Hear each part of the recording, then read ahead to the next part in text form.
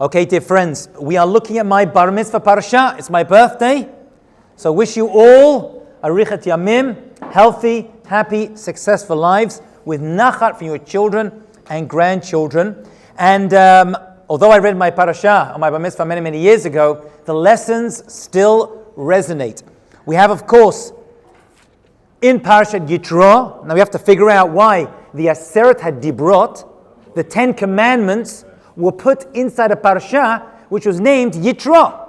Yitro was the first ever convert to Judaism, the father-in-law of Moshe Rabbeinu. I would have thought that the better name for the parasha would have been Moshe, because he gave us the Torah. So that's a very good question. We could try to figure that out. Some beautiful answers to that. But I want to focus, however, on the Aseret HaDibrot. And I want to share with you something unbelievable, and if I say so myself, life-changing. It's based on a Rashi, on Shir HaShirim. So not a Rashi that we generally look at because of its location in Song of Songs. And over there, Rashi answers a fascinating question, unbelievable, a babyish, childish question, but an incredible question nonetheless. And the question he asks, my dear friends, is, why do we need 2 luchot, 2 tablets? Why isn't one big enough or good enough to put all the Aseret HaDibrot, 10 statements, no matter what they are? Forget about what they are for just a moment. We're going to look into that. But why do we need 2 blocks, 2 tablets? You know that the original design was not the design that most of us see in many Batei Knesiyot, this like kind of arch thing with a flat bottom. Actually, that design is probably only 400 or 500 years old. I don't even know, excuse me for saying this, if a Jew even made that design. But it's based upon a pasuk in Tanakh that we should put our hearts on the mitzvot. So there's a heart shape. Can you see that heart shape? Everyone knows that design. Your kids and grandkids make it. Put on top of 2 blocks. It's a beautiful design. But one thing we know for sure is that it is not the original design of the Aseret HaDibrot. The original design was 2 cubes. 2 cubes. Solid stone cubes. So 10 out of the 613 mitzvot, right, made of sapphire, 613 mitzvot were put in the Torah, 10 were pulled out, and they were etched into this stone. And there were many miracles that were involved in it. But those miracles, we'll even leave those aside. Why do I need 2? So I've asked this question many, many times to my college students at Yeshiva University, and the usual response I get is 2 for the price of 1, good Jewish boys and girls. Or they'll say, it was too heavy for Moshe Rabbeinu to carry 1, so Hashem made 2 of them.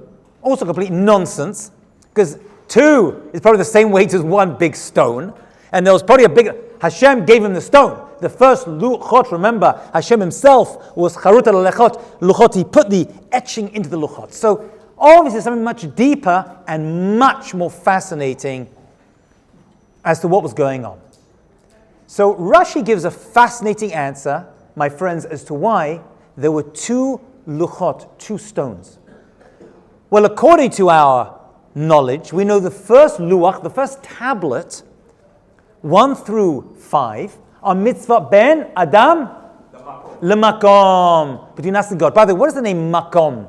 Makom is place. Why is God's name makom? Because, says the Ramban, God infused himself into all space. He's the ultimate makom, and yet not held within it. He's beyond space. So he's the ultimate space. Okay. The second 5 are mitzvot ben Adam lechaveiro. We have a problem, my dear friends. What's commandment number 5? Chamsa. Kabed et avich v'et imecha. That seemingly should be mitzvah between us and each other, yet it's put on the side of us and Hashem. It should be 1 through 4, 6 through 10.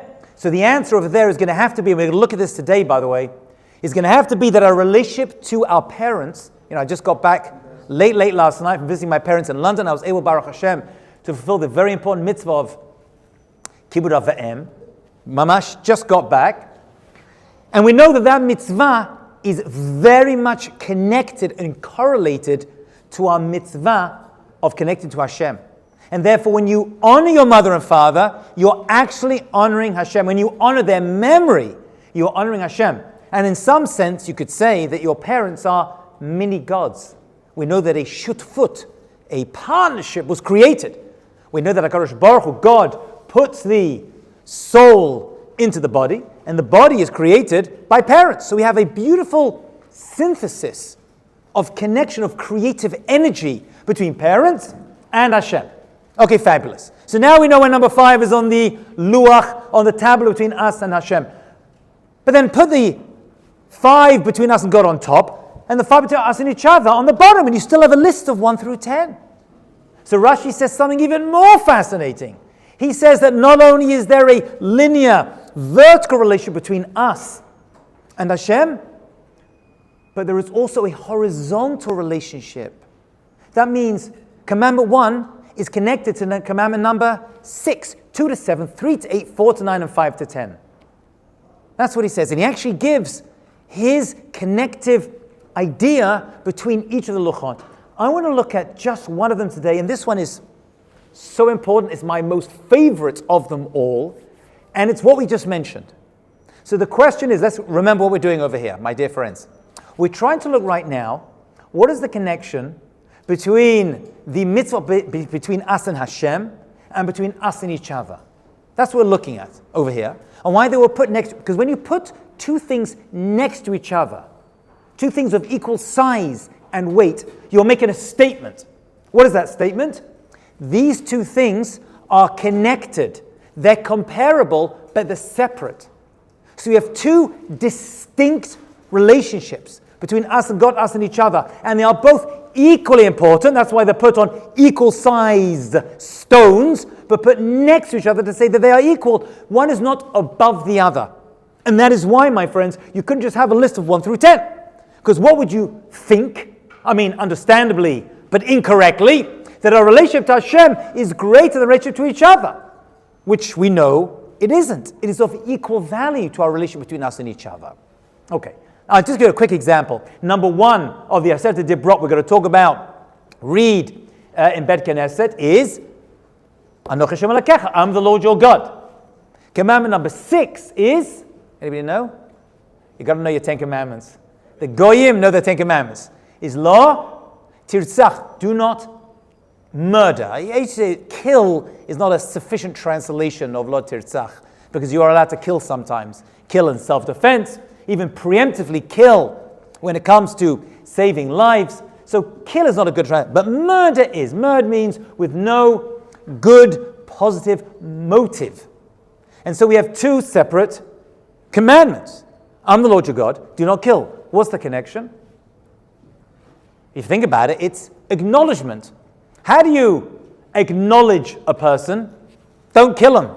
Actually, the best way to not acknowledge someone is to kill them. So we have to acknowledge each other. That's going sideways. But we also have to acknowledge HaKadosh Baruch Hu, God. He's the Anochi, right? So the key word over there is acknowledgement. You know what? Let's do them all very quickly. But I want to stop and double click on the last one. Commandment number 2. Let's learn our 10 commandments, my friends. You may have forgotten them from Yeshiva. Commandment number 2 is don't worship Avodah Zarah. Actually, here's a little technical point for you, just so you're interested. This commandment is actually divided into 4 parts. If you look in the Torah, there's 4 separate mitzvot. So if anyone says to you, how many commandments are there in the 10 commandments? 13. The answer isn't 10, it's 13. Very good. It's 9 in these 4. Good trivia question to stump your family at the Shabbat table. Right. That's why the word Aseret Dibrot does not mean 10 commandments. It means 10 statements. 10 statements. Aseret Dibrot. God spoke them. Just like there are 10 statements that created the world, there's 10 statements that created the Jewish people. The 10 statements of Bereshit, of Maaseh Bereshit, are connected these 10 Ma'amarot that Hashem used to ledaber, to speak and create the Jewish people and give the Torah. They correspond with each other. And as a side point, they correspond with the 10 Makot. But we'll leave that aside. And so number 2 is do not worship idols, Avodah Zarah. Not the way you normally worship them. You don't normally worship them. Right? It's forbidden to do idol worship. By the way, today we don't really have idol worship. Right? The Gemara tells us that Rabbanim were pretty much able to get rid of them. The Yetzirah for Avodah Zarah. I mean, we have American idol worship. But we don't have real Avodah Zarah today. What's on the other side, by the way? Let's fly. We're doing it sideways. Number 6, we know. How about number 7? What's commandment number 6? Because that's going to correspond to number 2. What's the number 7? do not commit adultery. Lo tinaf. Lo tinaf. But it's a very strange word, tinaf. As far as I know, that word does not appear anywhere else in all of scriptures in Tanakh. It's actually two words smashed together. Tinaf, adultery is ten af. Ten means to give. Af means nose or anger. Anger, af, nose, because when a person gets angry, then so one of the words to describe anger, especially Hashem's anger, is af. We want Hashem to be erech apayim, right? Belong in His mercifulness towards us and not get angry quickly. Erech apayim. So tinaf means God gets angry. What makes God, and I don't know what that means, God getting angry, but whatever it is, it ain't good.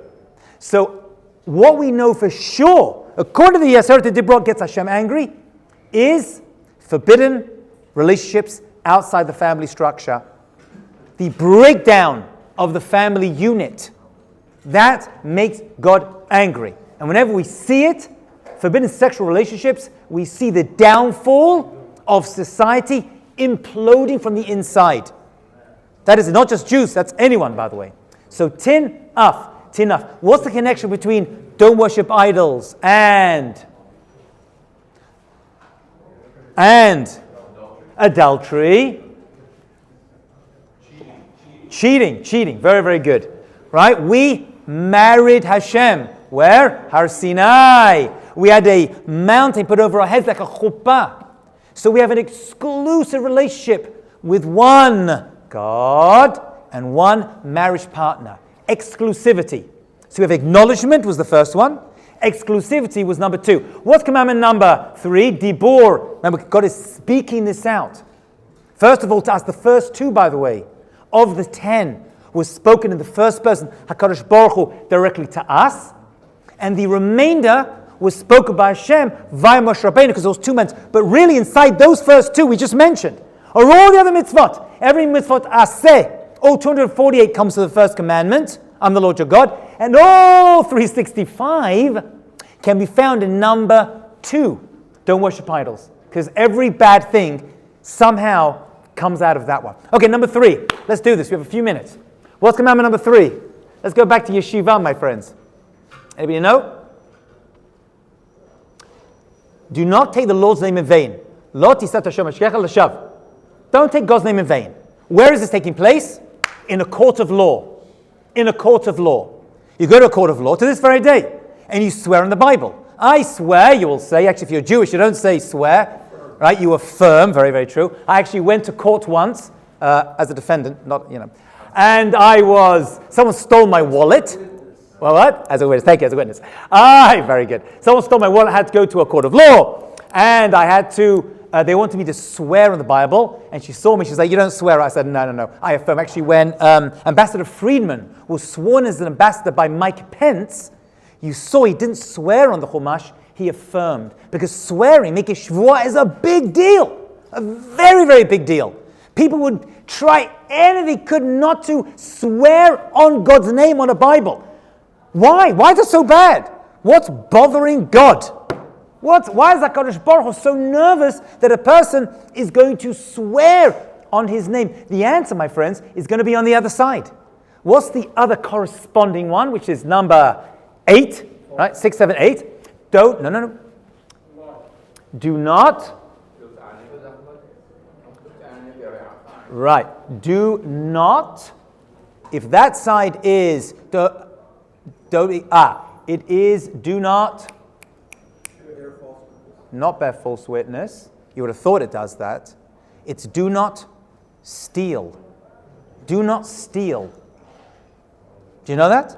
Which, by the way, in the Sefer Divrot, doesn't mean stealing things, objects. Stealing things, a person is not chayav mitafo. Do not get the death penalty. However, over here, lot ignov actually refers to stealing something that a person is called, which is kidnapping. Which, by the way, we're seeing it today.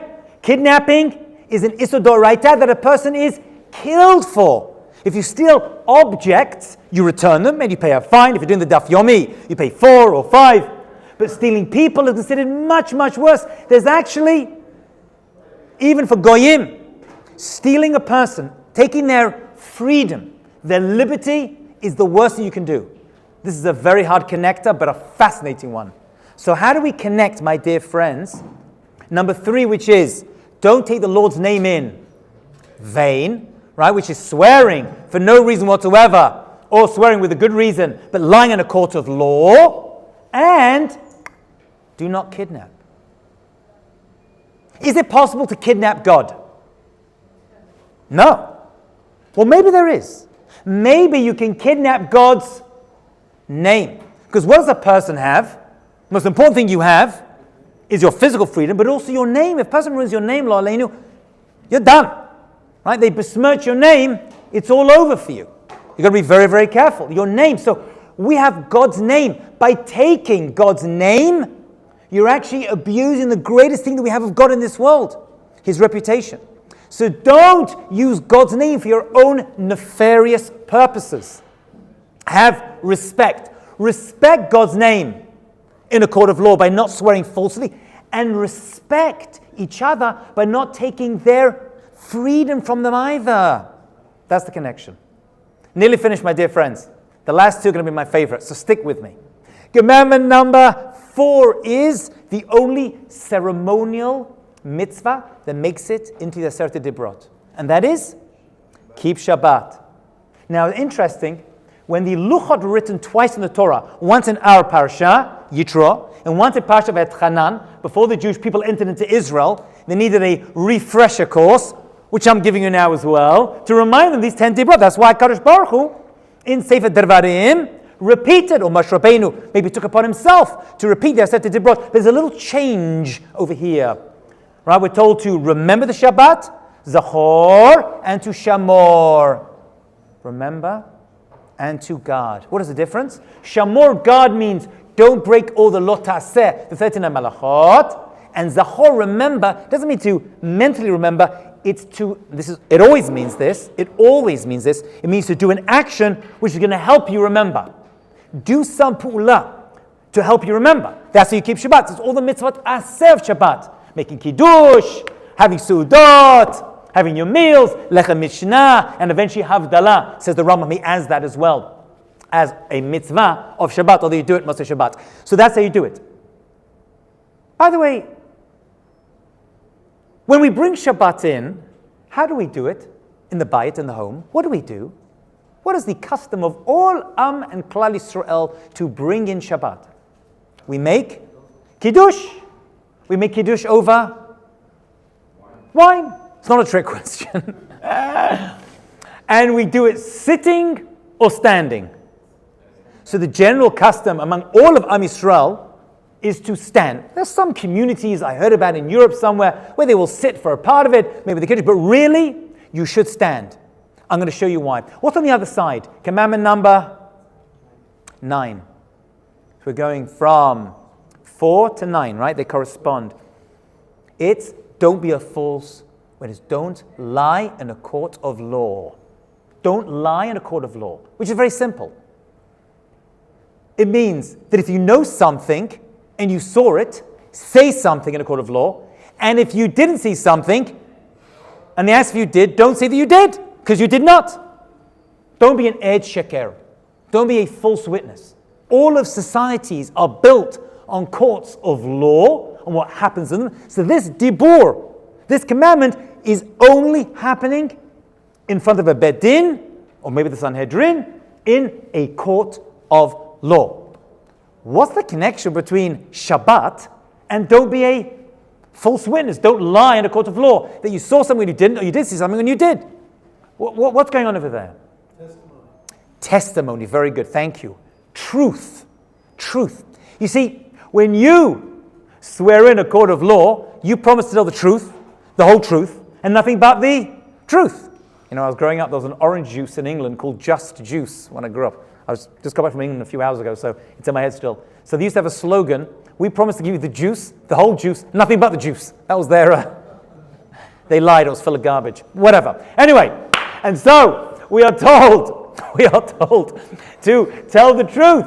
Emet. What is the ultimate truth in the world, my dear friends? That there's a God who created the world, who rested one day at the end of Maaseh Bereshit, at the end of creation. That is the ultimate truth. So we make Kiddush, and actually it's called, I give Edut, I testify. I'm actually swearing in every single Friday night at my Shabbat table. And I say, here's the ultimate truth. Dear family, friends, and guests, there's one God. He created the world, and it's Emet. So here we go. Check this out. It's unbelievable. We tell the Emet about HaKadosh Baruch Hu. We tell the Emet about truth, about God. And how do we do that? By keeping Shabbat. Shabbat is the way that we give Eidah testimony there's a God in this world. And then we tell the truth about each other by not lying in a court of law. I'll put it truth. So that's truth. Truth about God and truth about each other. So let's recap. We have acknowledgement, we have exclusivity, we have respect, and now we have truth. These are going to be 10 commandments or 10 statements which end up becoming 5 great statements the Jewish people, through God of course, brought to the world. Let's do the final 2 because it's my favorite. My favorite.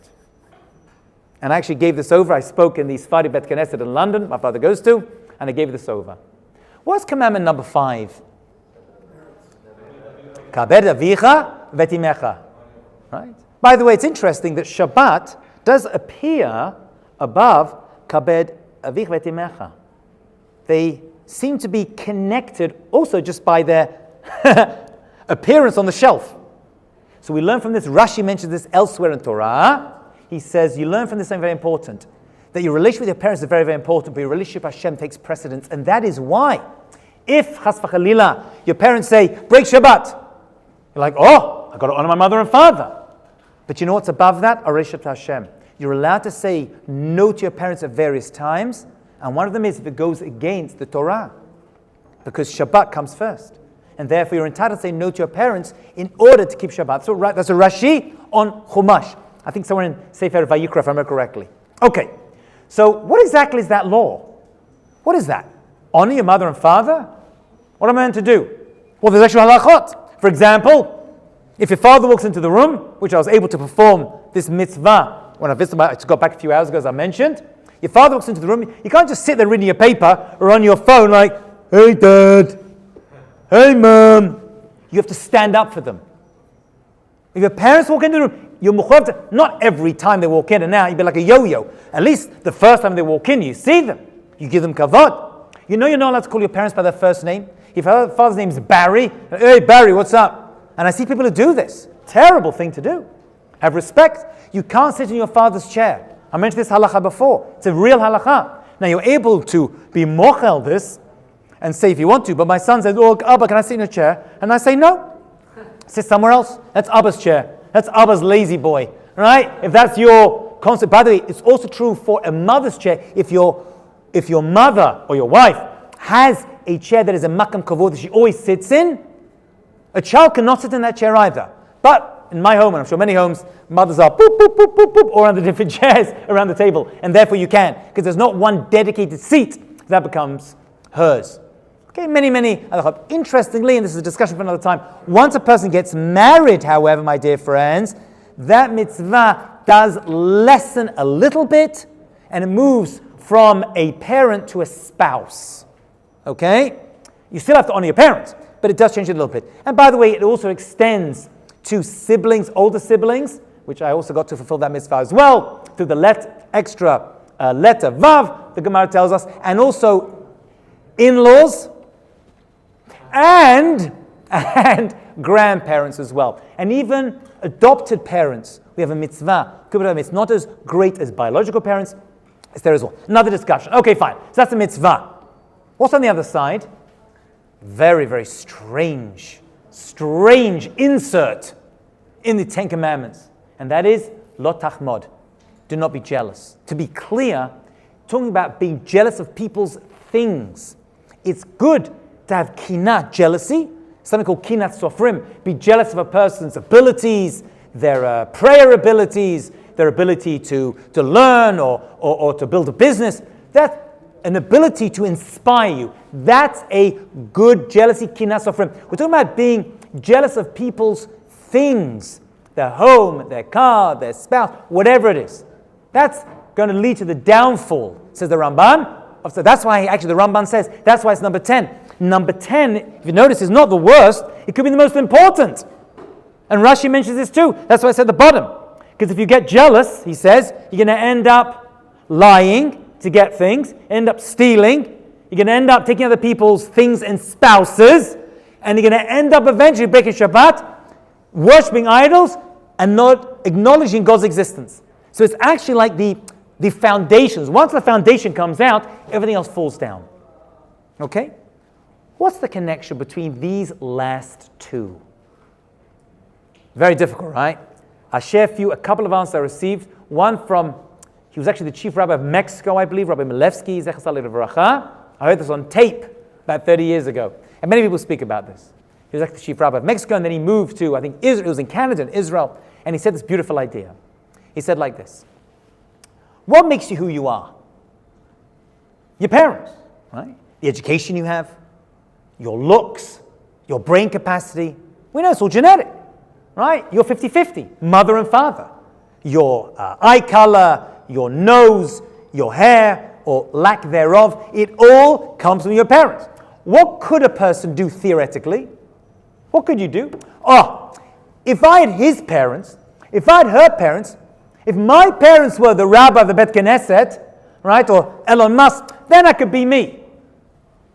So the Torah says, honor your mother and father.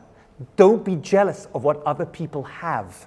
The parents you have, this is so important, and it's going to work both ways, up and down. The parents you have are the parents you are meant to have. And for some people, that's a real challenge. I speak to them often. It's not a coincidence. God didn't look at this young child, right, in Shemayim, in heaven, before he was born, right, little Moshe or Shoshana, and be like, okay, we need parents. Who we got? Okay, the Goldbergs. They're available. Let's stick them together. It didn't work like that. It's B'shet. It's a zivug. It's the perfect match. The parents you have are the parents you are meant to have. And it works both ways. The children you have, for some people it's a bitter pill to swallow. The children you have are the children you are meant to have as well. Think about that. Right? Everyone turns around like, oh, if my kids were smart, right, and my kids were, then I could be fantastic. Well, first of all, you're the one who created them. It's your genetics. Although, most parents at one point, let's be honest, when the child does something wrong or messes around, and you're like, oh, that's from your side of the family. That's your 50%. That's your 50. No, it doesn't work like that, my friends. We said, you're a shudfut. You're dealing together. The children you have, the children who are given to you as a gift from Hashem, are the kids you're meant to have. The parents you are given were the exact parents, and it goes much further. Right? The place you were born, the time you were born, the century, the moment, everything was planned perfectly in order for you to fulfill your absolute mission in this world. So people think, oh, my parents are a distraction. So don't be jealous. Lo tachmad. Those are the parents you're meant to have. Those, I wish my parents were, multi-billionaires or great Rosh Yeshivot. That could be me. It doesn't work like that. It's all planned perfectly. That's answer number one. Answer number two is what makes you Jewish? Your parents. What makes them Jewish, right? Your mother's mother. It goes back all the way to Har Sinai. That's what we know for sure. Everything about them comes from Har Sinai. Don't be jealous of other people's religions. Oh, if I could be a Christian, if I could be Muslim, if I could be a Buddhist. You know, like Jewish Buddhists now is a big thing in California, right? Jew boos, they call themselves. I don't know what they're doing. Right? Wearing orange sheets, lighting a menorah. I don't know what they're doing. Don't be jealous of other people's religions, or today, unfortunately, atheism. Be proud of who you are. Lo tachmod. Your parents are the ones that give you your Jewishness and your minhagim and your heritage. Don't be just looking elsewhere. I think the key word over here, my dear friends, is acceptance. Accept who you are. Accept where you come from. Accept your Judaism. Be proud of being a Jew, no matter how difficult and challenging it gets. Don't be jealous. Oh, if I could be another religion, or I could be somewhere else in a better community with different minhagim. And that's also a big part of it. Be proud of your own Sephardi heritage, or Ashkenazi heritage, or Yemenite. It comes with a deal. That comes from your father's side. It's a major part of who we are. So acceptance. So we have 10 commandments, my dear friends, but we end up with 5 statements. Each one of these 5 actually ends up creating us into who we are. Wishing all a very happy and successful day. Shalom Avracha.